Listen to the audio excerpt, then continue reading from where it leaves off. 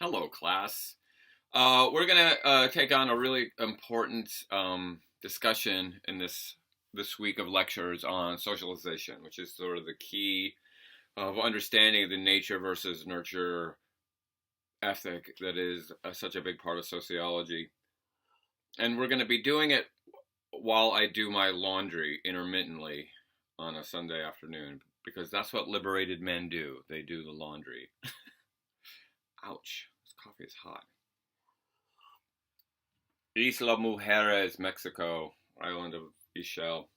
So we're going to talk about some psychological influence on thinking about socialization. We're going to talk about the agents of socialization, and then we're going to carry this to a larger discussion about the socialization of gender roles. So we're going to bring it back to gender at the end. And so the great thing about socialization, socialization, let me just give you the basic definition of socialization. It's just how we would define social learning. So remember when we were talking about culture and the idea that we don't have instincts, we have culture, that we have to learn these rules and these ideas after we're born. They're not hardwired into us.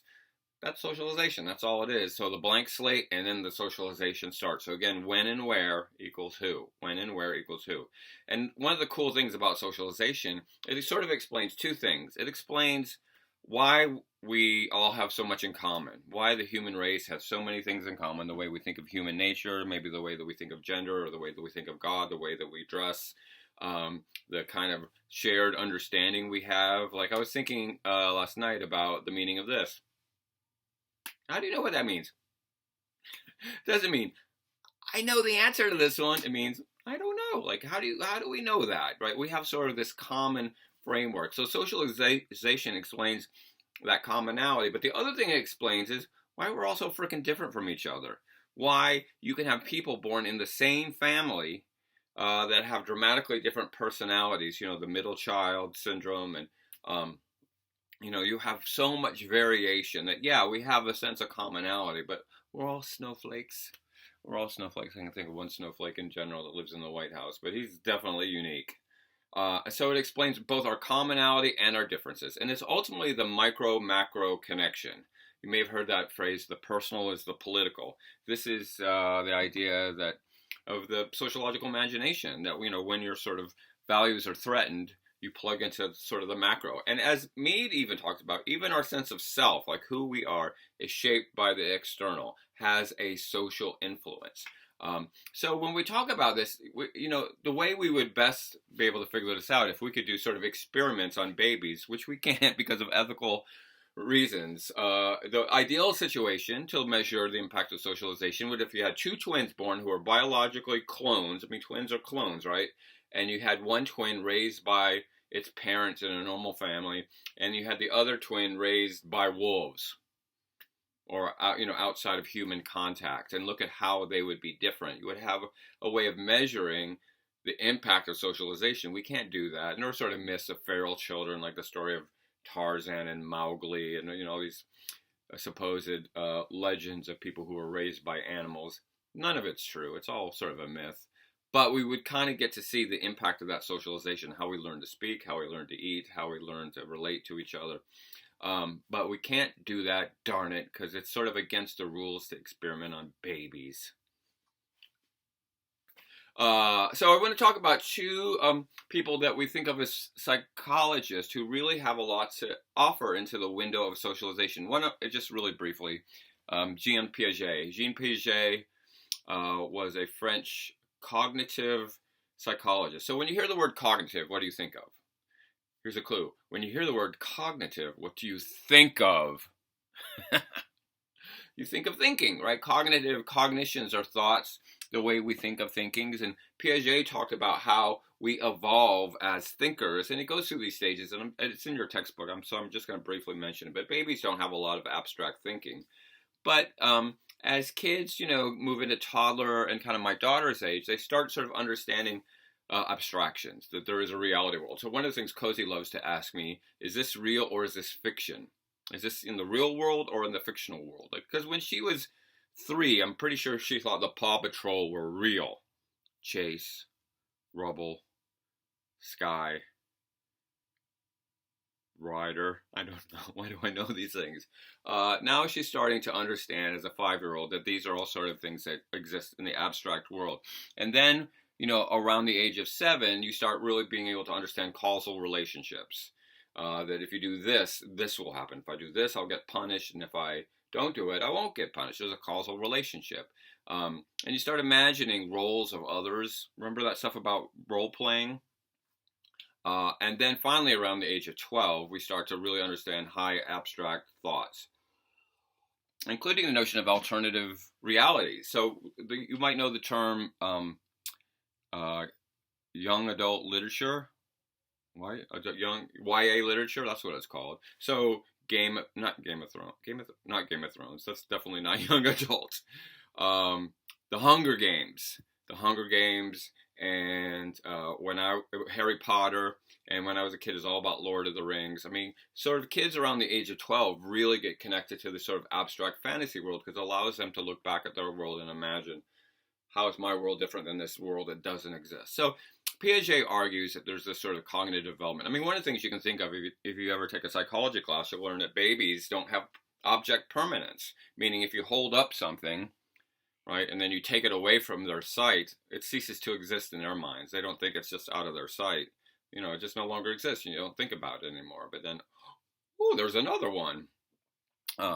So Piaget sort of really was the, sort of a guy who pioneered the idea that our ability to think in abstracts is a product of our social influences. The big guy that we really want to spend some time talking about is a fellow named Sigmund Freud. Sigmund Freud, the father of modern psychology, and a lot of people associate a lot of crazy things with Sigmund Freud. But he actually, what I'm gonna do in this little lecture is try to reclaim Freud, and then I'm gonna go change the laundry. Reclaim Freud for sociology. So when you think of Freud, I mean, what are the things that you think about? You think about psychoanalysis. You think about dreams, right? Freud's analysis of dreams was all about the subconscious. There are things in our subconscious when we sleep come to the forefront of our conscious while we're sleeping, and many of those things have meaning. So if you're dreaming of a train going through a tunnel and then backing out of the tunnel and then going back into the tunnel, and once it gets in the tunnel, it goes around the mountain and comes in the other side of the tunnel. I don't know. That's not Freud. That's just me. Although sometimes they are meaningless. I mean, he was famous for saying sometimes a cigar is just a cigar, meaning it's not a phallic symbol. One of Freud's, in his Book of Dreams, which I think everybody should read Freud's Book of Dreams, which is around here somewhere, is the dream of your teeth falling out. Have you ever had the dream where your teeth are falling out? It's happened to me so many times. I used to have it in my 20s, especially, that a tooth is just falling out. And Freud argues that there's a real meaning of that dream. What is the first physical transition in stages in life that we experience in our early lives? It's our baby teeth falling out. That's the first marker that the old version of you is dying and there's a new version of you poking through, right? So that is the first sort of conscious memory we would have of changing phases. And his argument is that when you have a dream about your teeth falling out, that's your fear of growing up, fear of becoming an adult, fear of leaving the baby you behind and moving into the adult stage.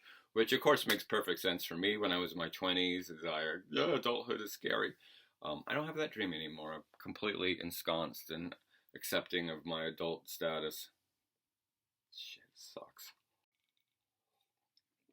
So let me try to reclaim Freud for sociology. Freud argues that we are born with drives, not with culture or instincts, but we're born with drives, these sort of primitive impulses that he calls the id. And the id, think of the id as the little devil that's on our shoulder that says, do it, do it, do it. And think about babies. If you've ever had a baby or been around a baby or known any babies or ever been a baby, you know that babies are selfish little, they're very me. Babies like, feed me, wipe me, hold me, burp me, put me to bed, wake me.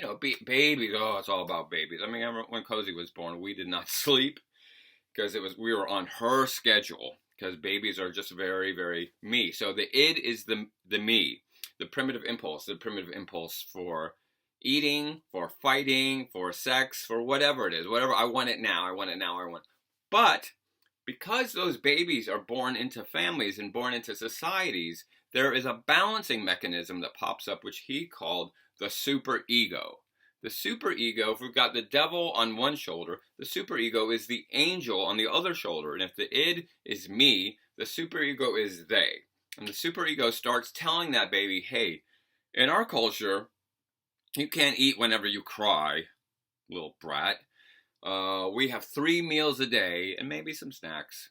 But we've got 3 meals a day. Here's the rule. So the angel starts talking to the devil and saying, no, no, no, no, no. Just because you want it. I mean, if babies had mottos, if they had bumper stickers on their rubber baby buggy bumpers, it would be, if it feels good, do it.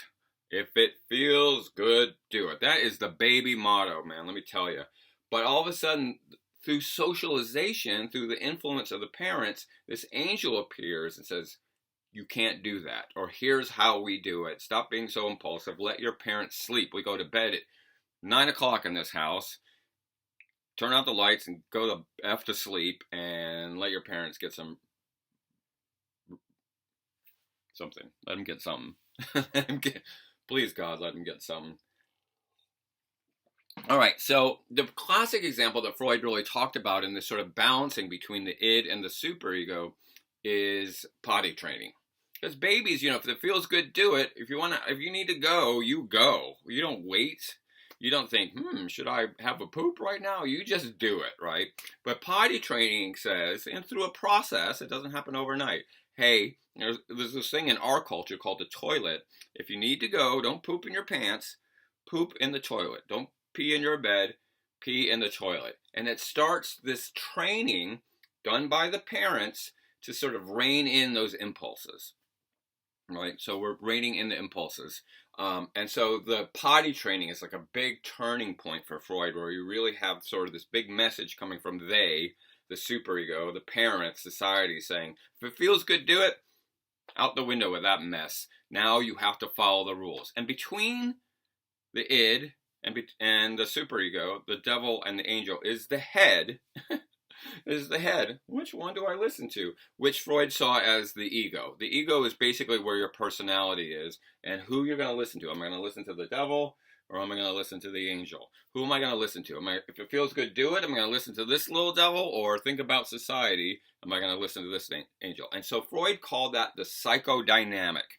How balanced we are is based on how well we know the head, the ego, knows who to listen to. Because sometimes you got to listen to the devil. Sometimes you just got to be impulsive and do it. But then there's a lot of times when you got to listen to the angel and remember those lessons that your mother said. What if everybody jumped off the roof, Randy? So this is the psychodynamic. And through the process of socialization, mainly from the parents, we develop a balanced psychodynamic, and we come out kind of rule-following individuals. But, and this is a super quick version of this, we can screw it up real fast. So, for example, if we don't get the superego training, if we don't get the angel on the shoulder, if we're not potty trained in time, and we're just following the devil, that we're impulsive, we become what Freud would label as a sociopath. Sociopath or psychopath, the clinical term nowadays is antisocial personality disorder. We follow those impulses and we don't stop. And it doesn't matter who gets hurt, doesn't matter what happens. It's just that if it feels good, do it. So we see psychopathy in sort of 3 areas in children that can be dangerous later. One is cruelty to animals. Most of us see a cute little kitten and the angel says, look at that cute little kitten. But the devil says, kill it. So animal cruelty, fire starting, right? Starting a fire to see what happens. The angel would say, don't do that. You might hurt somebody and you're going to add to global warming. And, that's property. The devil says, do it. It will be fun. Because you'll get to see all the fire trucks show up and maybe it'll get on TV. And the third one is bedwetting. That, again, if we're socially trained to use the potty, if it feels good, do it, goes out the window. But if I don't have that training and I need to pee and I'm in bed and I'm just going to pee because somebody else is going to clean it up.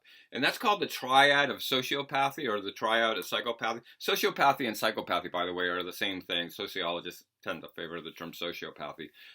Where we see those 3 things manifest in adults: serial killers. There's some amazing research on serial killers that finds a high rate of sociopathy. And surprise, surprise, right? A high rate of sociopathy. Not only are they following the impulse of murdering people and not feeling bad about it. But there are links to childhood, animal cruelty, bedwetting, and fire starting.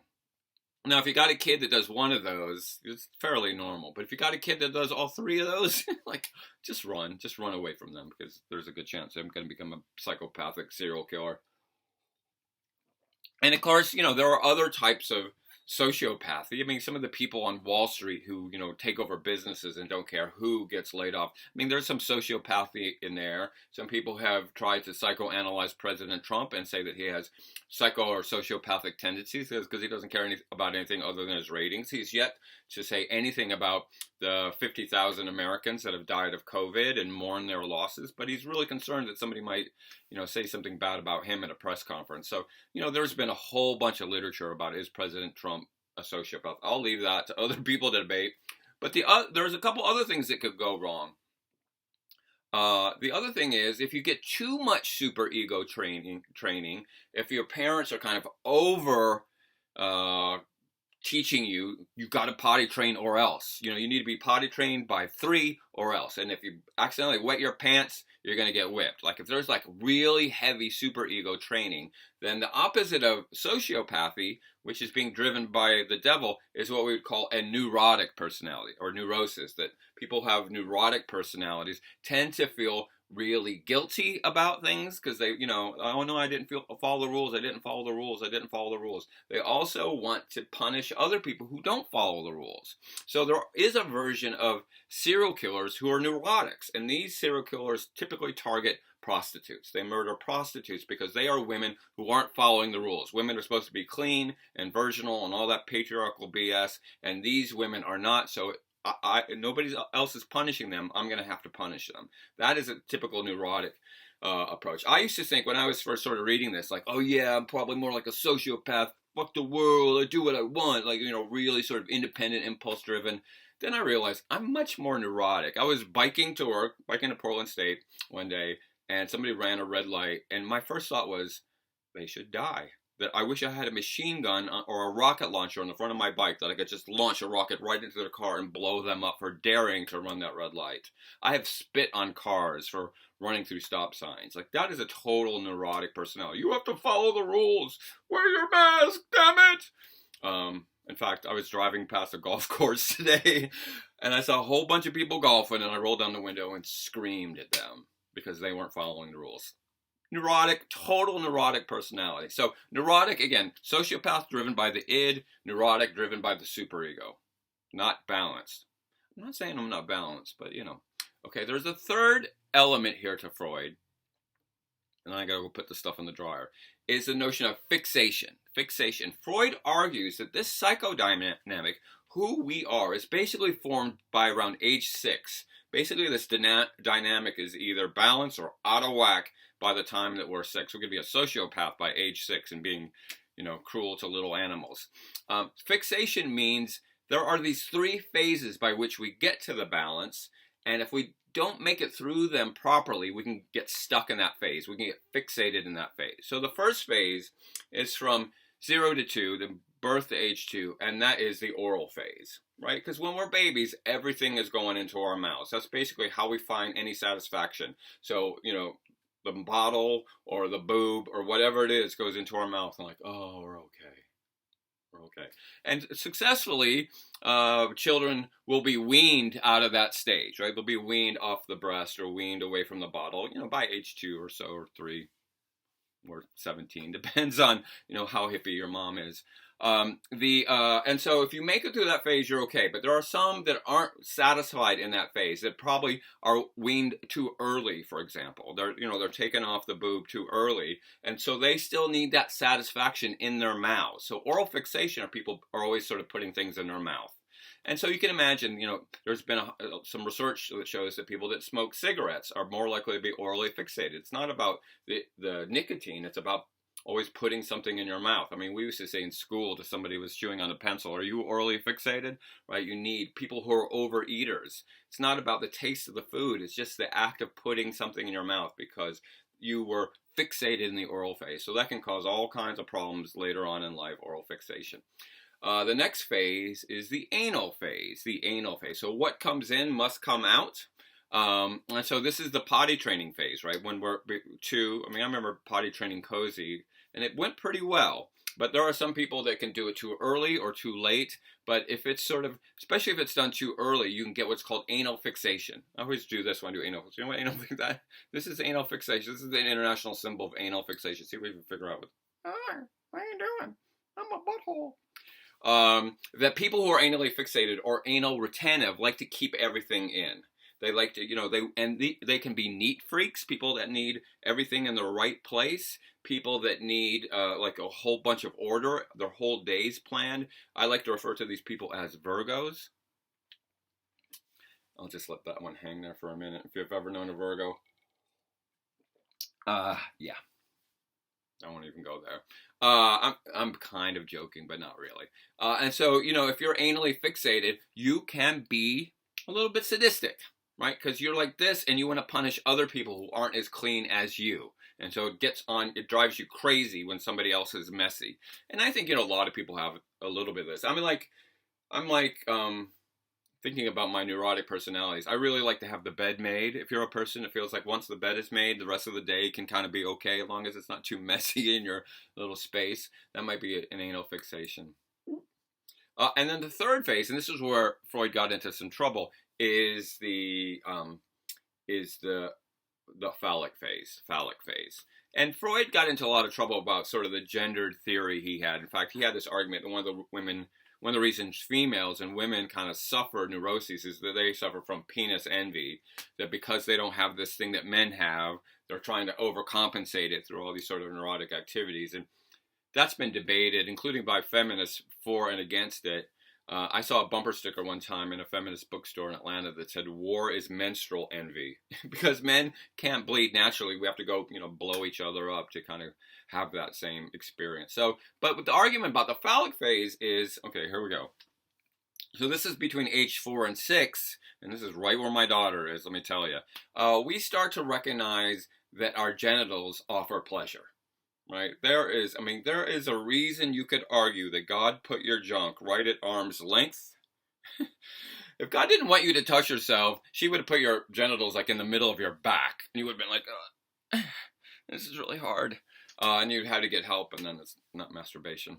Or you would have little T-Rex arms. And you'd be doing this all the time. Is this on YouTube, really? So the kids start to explore. They start to explore their genitals. And sort of how do parents react when that happens? I mean, we've had this experience in this house, where I'm just going to keep it private, where we have to say, hey, that's cool. You can do it at home, but, remember, don't do it in public, right? You don't do it in public. You don't just sort of stick your hands in your pants and dream of Paw Patrol in public. That's not a good thing. So how do you treat that when it happens? You kind of like help them through that phase, or do you freak out? If you freak out, like beat them or scream at them, "Don't touch yourself," then they can become phallically fixated. And this could be for boys and girls. And then you become hypersexual because you didn't make it through that phase. You become much more in need of sexual satisfaction. And certainly there's a lot of problems here when we think about people who are sex addicts, for example, may have been people who got fixated or stuck in the phallic phase and didn't move it out. They weren't satisfied as 6-year-olds and sort of moved out of that phase. And so for Freud, there are these 3 things that can mess up your psychodynamic. You can, develop a sociopathic personality, you can develop a neurotic personality, or you can develop a fixation and constantly need to do that. And it's all logged in the back of your head, in your subconscious. So the question from Freud, so all this is coming from the influence of the parents. It's society, the parents as representing society. So all this gets treated by, hey, Cozy, we're just talking about you. All this gets treated by, if it's by age 6, if who you are is who you are by age 6, then what's the point? You're just sort of like that for life, right? Well, Freud argued, if you know anything about Freud, is if we can get people on the couch and get them thinking about their early childhood, maybe through hypnosis, we can identify kind of what happened to imbalance that psychodynamic, what happened to make them fixated or sociopathic or neurotic. I mean, I'm someone who advocates for therapy. Therapy is a wonderful thing. If you've got insurance that covers therapy, go for it. I mean, where else do you get to just spend an hour talking about yourself? I love it. And one of the things that happened to me in therapy is that I had a memory that I never remembered before of being 3 years old, and my parents just sort of dropping me off with an elderly neighbor while they kind of went off and worked on some work projects. And I thought they would never come back ever. And as a 3-year-old, I was panicked that was it, that I was being abandoned by my parents. And I remember crying when they would finally come home.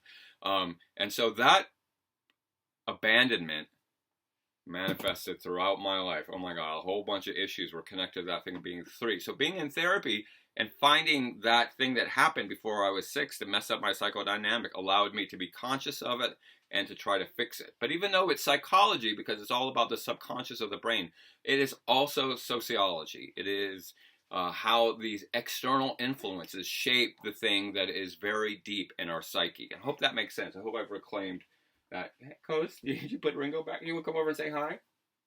No? Okay. Do you want Lisa the lemur to say hi? How you doing, Coz? Cozy is my workmate. Come here, Coz. Oh, I know. When I don't want her to, she totally bombs right on the screen. All right, Coz, look at this. That's a psychodynamic in process. All right, I'm going to stop there and do some laundry, and then we'll do some more right on. Sigmund Freud in the house.